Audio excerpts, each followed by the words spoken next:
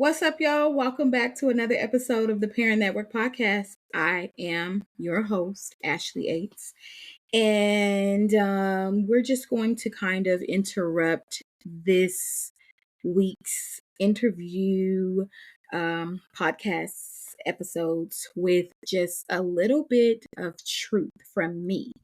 Because last week, if you all have listened to the episode with Andrea on the stay at home segment, she was a stay-at-home mom for 9 years, but in part of the interview, she started to talk about where her mom was diagnosed with bipolar disorder, and she had to realize what that meant, what that looked like, how that would change the dynamic of their relationship, and then how that even filters into her own parenting journey. And so when she started sharing that, it really made me think about my own journey, made me think about some challenges that my own mother faces. And while she does not believe that anything is clinically wrong with her, I know, my brother knows, and there are other people who can attest to the fact that there are some things there.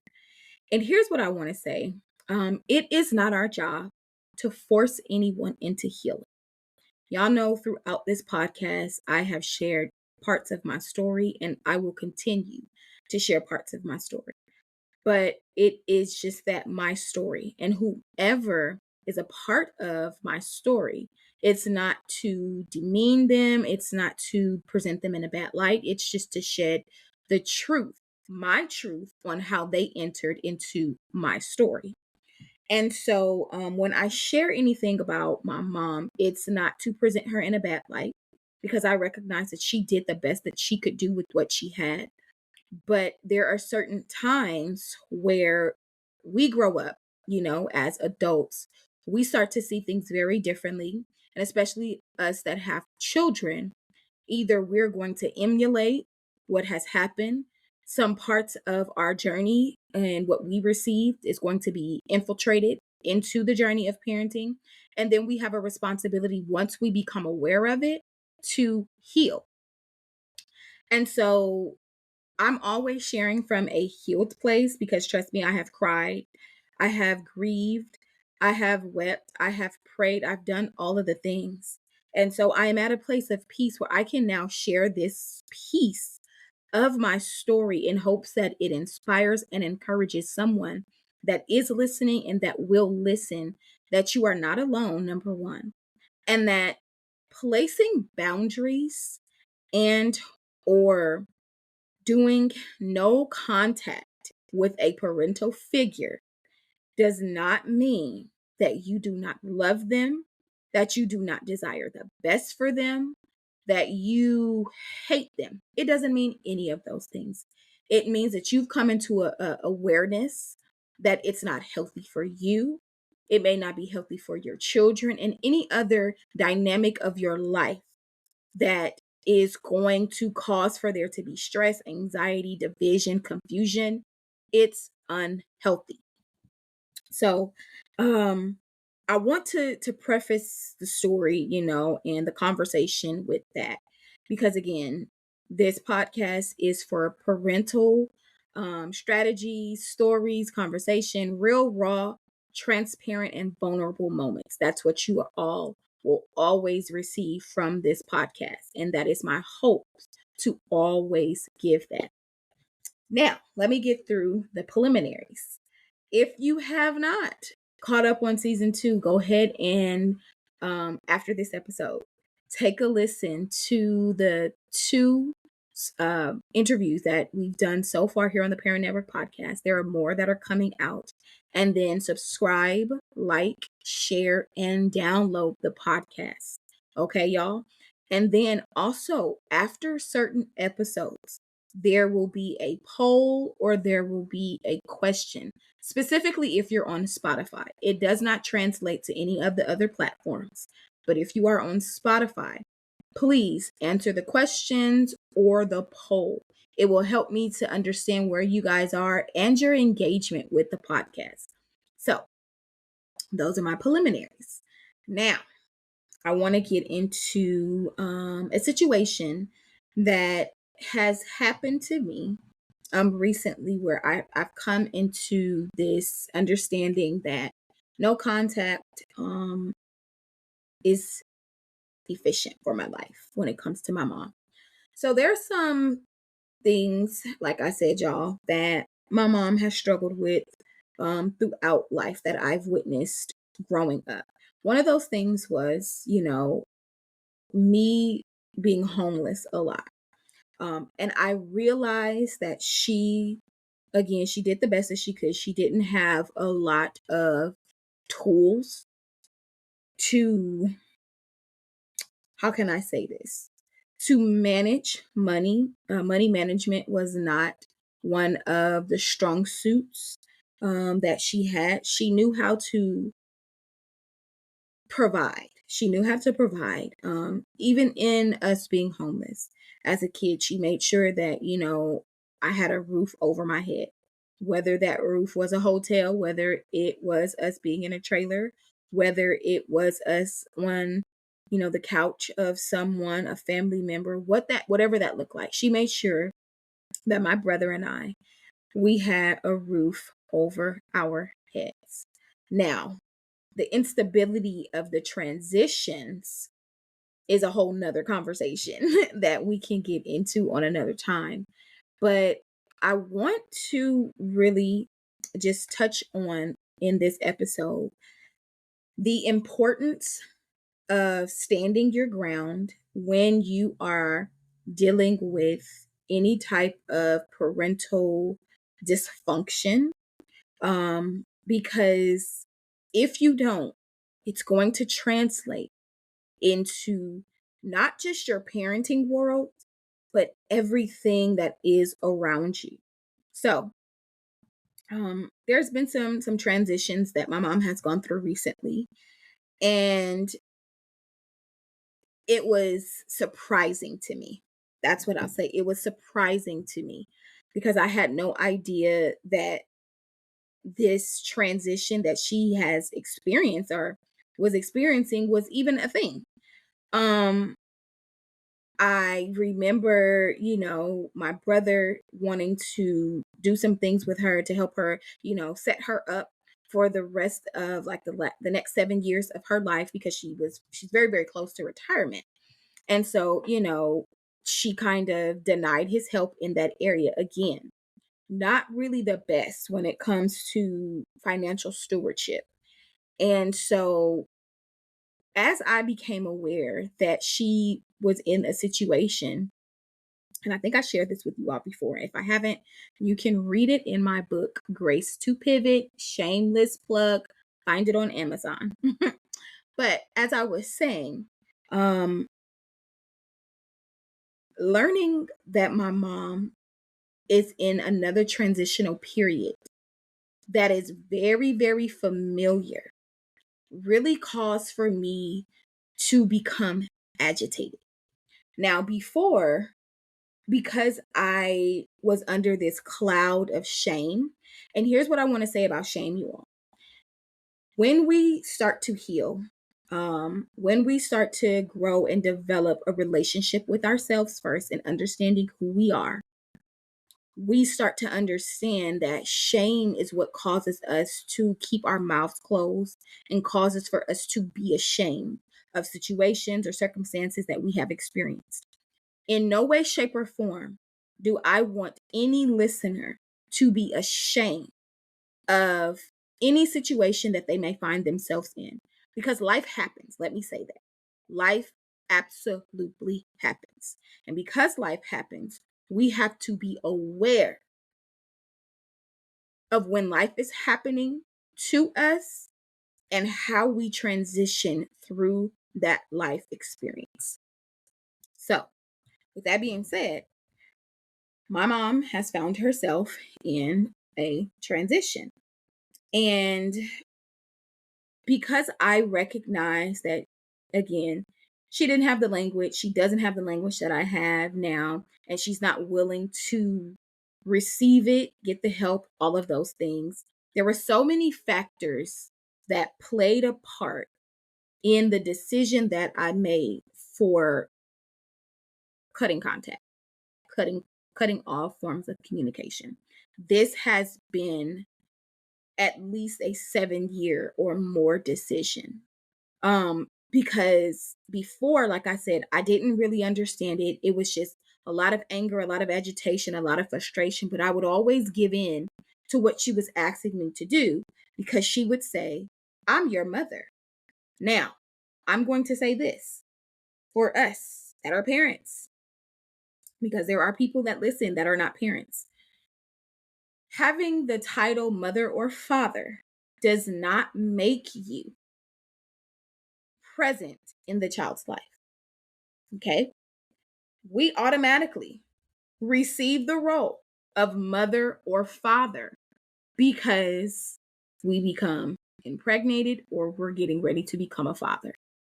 So that's literally what the name is. That's what the name is. Now, assuming the responsibility is very, very different. It's very different. And when we deal with our stuff, our own mess, even when we're bringing a child into it, I've said this before and I'll say it again. Communication is key. Apologizing is key.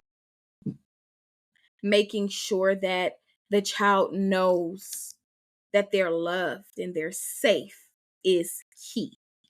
And I very much understand that sometimes when we've not received it and we don't know what that looks like, it's going to be very difficult to give that out. But I'm always under the impression that once we learn that there's something that's impeding our growth, it becomes our responsibility to heal. And I'm never going to relent on that. So, going back to the episode, to what I'm saying. So, y'all, as I was saying, because there was a little interruption there, because y'all know Caleb came home, and so I had to put a pause on it. But we are going to keep rolling in the conversation because there's just a little bit more that I want to share with you also, as I was talking about just my story and giving you all the details kind of what's been happening. I have implemented, for the sake of my well-being, my children's well-being, and just the overall wellness of what God is doing through me, um, implemented a no contact with my mom. Now, I follow some amazing people on social media. Shameless plug, go ahead and follow at the Parent Network. There is an underscore there first. So underscore at the ParenTNetwork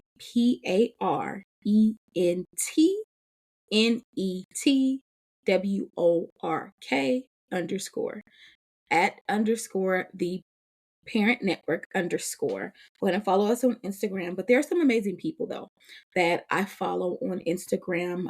And a lot of them are either, psychologists, therapists, mental health advocates, parents, those type of individuals I follow on the Parent Network page. And one person in particular, her name is, I can't think of it off the top of my head, Maggie's Spectacle or something like that. Like it's a spin off on Perspective with spectacles for the glasses. But anyways, she is one particular individual that I follow. And she talks about the mother wound and going no contact, and how making the decision to go no contact with a parental figure, whether it be mother or father, is not just something that happens overnight.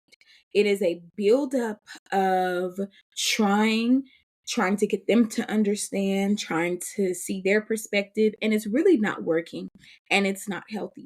So, as I was telling y'all, my mom, she's gone through this transition, and it was just one Sunday I was at peace. I was at peace, I had opportunity to take care of the things that I needed to take care of. The kids, they were away, so I really had peace. And I was in the shower And I was talking to God because I'm like, Lord, like I can't deal with this. Like this this does not sit well with me. It causes me anxiety. And I'm not one that has like a massive amount of anxiety or I'm anxious a lot. So when I the only thing sometimes that brings about that type of level of anxiousness or anxiety over me is when I feel like I am being forced to do something that I really don't want to do. And here's the thing, like when we think about going no contact, or even when we're thinking about family dynamics, a lot of times people will try to guilt you into feeling like, oh, because this is your mother, oh, because this is your father, your brother, your sister, your cousin, whatever. They put it under the guise of, oh, it's family. Then we're supposed to deal with whatever it is that this family member has going on. And I just want to dispel that now. I'm pretty sure many of you know that. But for those of you that may be dealing with any level of guilt, any level of shame, any level of condemnation, meaning you feel compelled to do it, but deep down you really desire not to do it, do not do it, because then your motives is going to be wrong for whatever it is you're doing, whether you're helping them, whether you are housing them, whether you are giving them money, because that can move into some form of a toxic dependency. And you don't want to be responsible for being the assistance to someone being codependent on your assistance. So I just want to share that right there. Like, don't do it. Don't do it. You don't have to. You don't have to subject yourself to that level of unrest under the guise of its family. Because at the end of the day, we have to make decisions for ourselves, especially as parents. We have been raised by our parents. And so trying to parent your parent, I know some people, have talked about it, in a funny gesture on TikTok and social media. It's hard out here parenting your parent, but it really can be stressful and difficult for individuals that have not had such a pleasant relationship with their parent to still try to keep lines of communication open when it's just not there. So, my decision to go no contact has really been a good 5 to 7 years in the making. There were just always little things that would happen that would irritate and agitate me. And just as I was talking with my therapist one time, she said, well, what manager is at work here? Because she would call, the areas of my life managers. So like fear and rejection, abandonment, those were managers. And I would either employ those managers or I would deploy those managers. And so as we worked through healing, and I did EMDR, y'all, and I think I shared that with you all before, because it's necessary. And I really attribute my tenure in therapy, and still am, with being able to come to this definitive decision that Ashley, trying to help in whatever way help is looking like, it's not going to work, because she doesn't see anything wrong, number one, with her behavior. She doesn't see anything wrong with her lifestyle. And you're not God. And so sometimes when we try to step into roles that are not meant for us to be in, because we can see the potential of an individual, yet that individual chooses not to do their work, it's just going to stress you out and it's going to cause you to walk in heavy levels of anxiety. So I made the decision to go no contact. And I remember getting out of the shower and being just very peaceful. But I knew that I needed to express one last thing to her, not for closure, because again, closure does not exist. And we've talked about that in a previous episode in season 1. Closure does not exist. It's something that people say to kind of trick their brains to thinking that this is the end, but it's not, because here's the thing that you'll always have with you is your memory. So it wasn't closure. It was just my way of expressing what I needed to express so that I didn't have that scenario or that phrase running through my mind and saying, okay, well, I should say it at this time. I should say it at that time. There's really no perfect time to express how you're feeling to a parent that does not understand or feel that anything is wrong.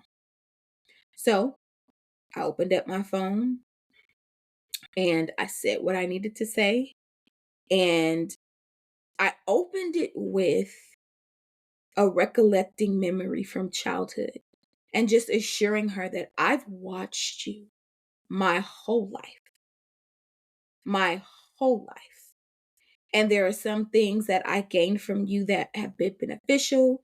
And then there are just some things that I have saw you endure that I never want to endure because I think that you've endured it enough for everybody. And to see you in the situation that you're in now, again, that was totally unnecessary, lets me know that I can't be what you think I should be. I can't give you what you think that I should give you because it would not be beneficial for you or for me.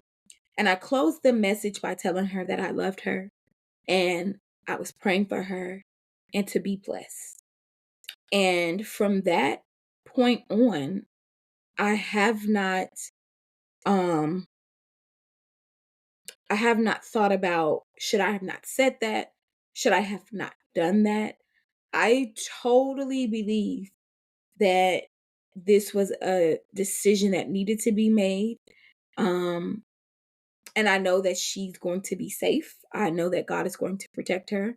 And she's not completely outside of her mind, but there are things there that need to be addressed. But again, she doesn't believe that there's anything wrong. And it's not my job anymore to try to bring her into the light. Until a person wants help, until a parental figure believes that there is something wrong, believes that possibly what has been done to you um, warrants whatever response they get, I don't believe that you should go back and forth with the individual. It's not worth it. It's not worth it. Does it hurt? Absolutely.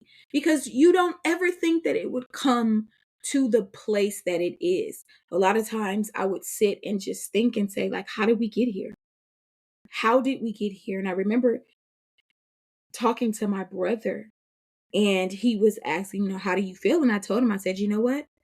I'm at peace. I said, I cried, the weeks prior. I expressed how I felt, I released how I felt in safe spaces. I told God how I felt. And so now I had to make a decision. And I want to say this to those of us, or even to anyone that has dealt with or is dealing with some type of parental wound. You're going to have to make a decision on what's going to be best for your well being in all facets. We're talking financially, mentally, spiritually, emotionally, physically. What's going to be best for your well being? What's going to be best for the well being of your children? My children have seen the digression, and I don't even know if that's a word, y'all, of my mother's mental and emotional capacity over the years. They have seen it. I didn't have to say anything. They have seen it. They have come back with their stories of they don't want to go there anymore, or she said or did something. And as a parent, I'm not going to subject my children to that type of environment. It wouldn't be right of me, knowing what I know and having experienced what I experienced in my own childhood. with my own grandmother who was not well, to then see and know that something's not physically, mentally, and emotionally. Physically, my mom is fine. Mentally and emotionally, she's not. And so to know that that's happening and then still subject my children to that level of trauma, absolutely not. And so, parents, please listen to your children when they're saying, grandpa or grandma, X, Y, and Z. Don't throw it off as they don't know what they're talking about. Don't throw it off as they're just kids. Don't throw it off as be grateful that you have a grandmother or a grandfather. Don't do that. Address what you need to address within yourself. Address the little girl or the little boy within you. Because self-awareness can only be passed down to your children by acknowledging what's there. I saw something on TikTok and a dad was responding to a question concerning consciousness and being conscious or gentle parenting or conscious parenting or something along the lines, but he said, I'm not trying to give my kids something that I don't have. And so if I don't have it, then I need to find it and I need to go on a journey. And I'm going to take my children on this journey with me because parenting isn't about perfection. It's not about performance. It's about purpose.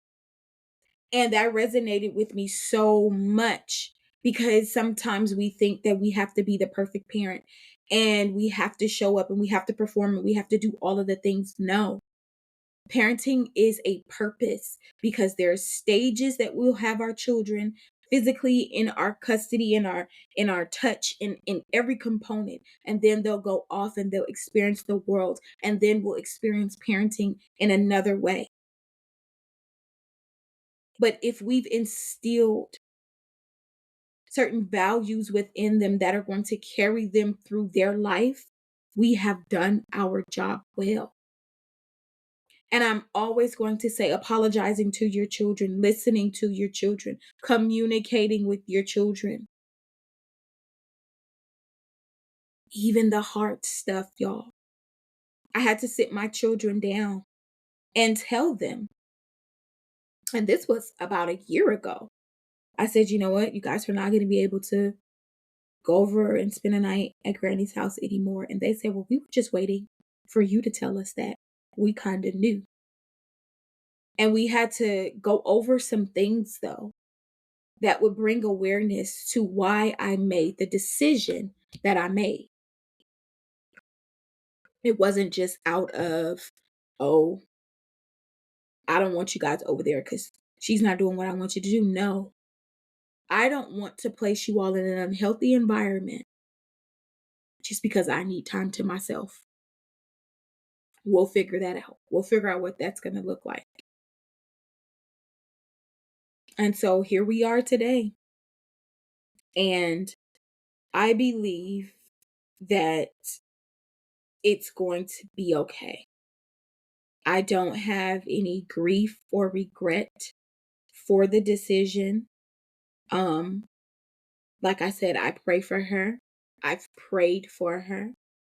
And I believe that through this decision, I'll be able to focus on what it is that Ashley needs to do and how Ashley needs to continue to heal in certain areas. There was this big breakthrough that I had a few weeks ago that I didn't even know, y'all, that was kind of a fear for me. And I'll probably share that in another episode. But when I tell y'all, like, healing and reparenting is not a one-time hit it and quit it deal. It's not. And be okay with that.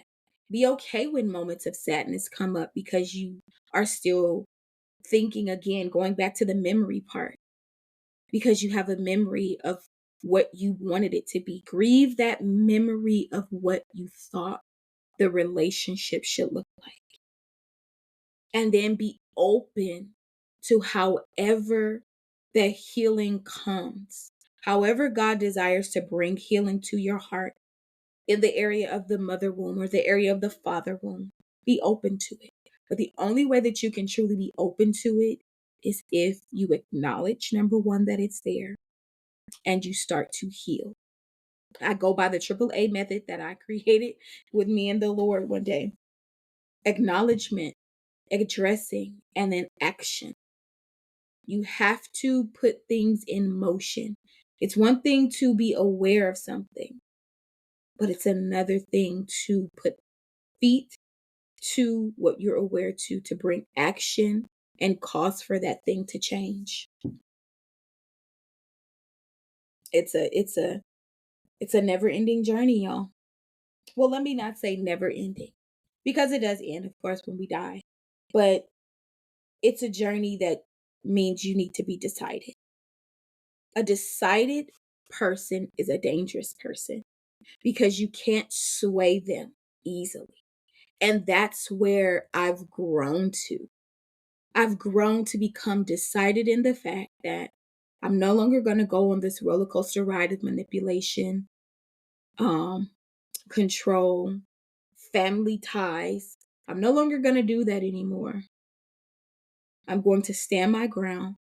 I'm going to make a decision and I'm going to move forward.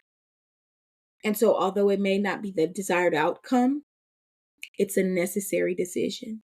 And so, for anyone that is battling with whether or not they should or they shouldn't, I'll say this because I am a believer, of course.